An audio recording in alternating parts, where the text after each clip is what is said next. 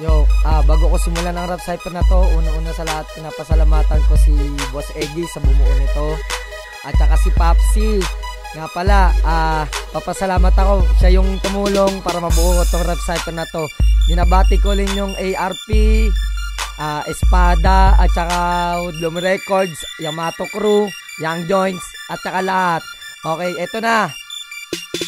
Yo, ako nga pala si Terence Su. Sisimulan ko na ang rap cipher na to. Alam naman natin dito ako yung sumusunod.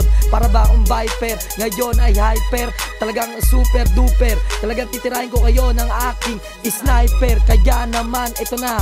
Kasi ako ang tuso dito. Para bang si Rizzy lang naman ang super duper kulit, maliit pero may angas ang dating. Kaya huwag na kayo kumontra bago kayo magkabangas. At aking sisindihan na ang kalan para magkaningas. Malupit talagang humagupit. Baguan man ako sa rap, pero ito aking mga kataga. Para bang natikman mo aking lutong nilaga.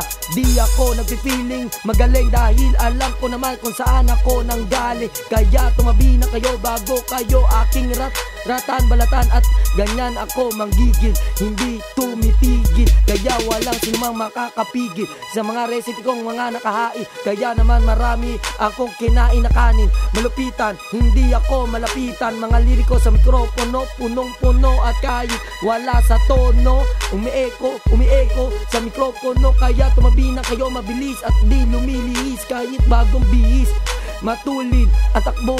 Kaya di makahabol pati pulis. At mga pag nagsulat talaga matulis. Ang hawak ko ng lapis parang armas. Yo, maraming salamat po sa sa bumuo nito, tsaka kay Papsi, sa mga tropa ko rin dyan. Pasensyahan nyo na yung aking rap cipher. Talagang medyo nagmamadali. Pero babawi na lang tayo. Marami pang susunod. Yo, peace. Mabuhay.